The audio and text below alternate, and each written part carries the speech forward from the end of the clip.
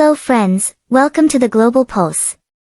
Well, one against many will create panic not only for the region itself, but the whole world too. Houthi rebels attack, Hezbollah's challenge, strong rebuke from ICJ. Israel under siege amid war with Hamas. The International Court of Justice has declared Israeli occupation of Palestinian territories illegal.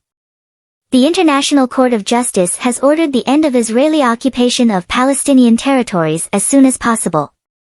On the other hand, Israel is now facing Yemen's Houthi rebels along with Hamas. Israel has received a major setback from the International Court. The International Court of Justice has said in its latest decision that Israel has illegally occupied Palestinian territories for several decades. This should end as soon as possible. Israel occupied the West Bank, East Jerusalem and the Gaza Strip after defeating Arab countries in 1967. The court has made this comment about these areas. The International Court said that Israel has abused its power. The rights of Palestinians have been taken away. Along with this, the court said that Israel is violating international law. It should compensate the Palestinians for ruling these areas for so many years. International Court of Justice presiding Justice Nawaf Salam said Israel should give up its occupation. This decision of the ICJ, i.e. International Court of Justice, is only an advice. Israel cannot be forced to accept it. However, Palestinian Ambassador to the United Nations Riyad Mansour expressed happiness over this decision and thanked the court. At the same time, Israeli Prime Minister Benjamin Netanyahu has rejected this decision. He said that the Jewish people have not occupied the land of the Palestinians. In the midst of the war with Hamas, Hezbollah from Lebanon and Houthi rebels from Yemen are now attacking Israel. On Friday, there was a tremendous explosion in Tel Aviv, in which one person died. At least 10 people have been injured. Many buildings have also been damaged during this period. Security was tightened after this attack. Emergency teams reached the spot and started relief operations.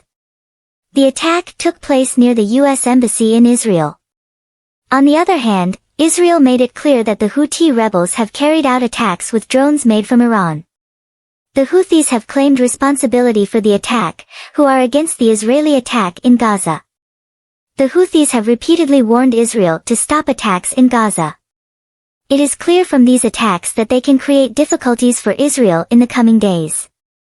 Meanwhile, Israeli Prime Minister Benjamin Netanyahu suddenly visited the Rafah crossing in Gaza and vowed to maintain Israeli control over the entire Gaza-Egypt border.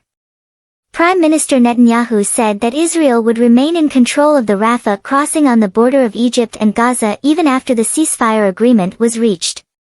He has also met Israeli soldiers fighting the war. Prime Minister Netanyahu's visit to Rafah came hours after Israel's far-right National Security Minister Itamar Ben-Gvir visited Jerusalem's most sensitive holy site. This visit of Itamar Ben-Gvir can derail the ongoing talks for ceasefire in Gaza. With this, Netanyahu went to the Gaza Strip at a time when he is going to visit America in a few days. The situation is quite complicated and has taken a terrible form because once the war escalates to new fronts, becomes widespread at least into the Middle East, goes beyond control, then, US will definitely jump into the defense of Israel. And if US do so, then, Russia too would unnecessarily and deliberately jump. And, hence the Third World War. Thus, it will create a chaotic situation for the whole world. If this happens, then, there will only be one outcome. The Middle East will pay the heaviest price. Everyone knows the result. Nothing will happen to either the US or Russia. Thank you very much for watching. Always be with us as usual for the latest news and updates. Goodbye and see you soon.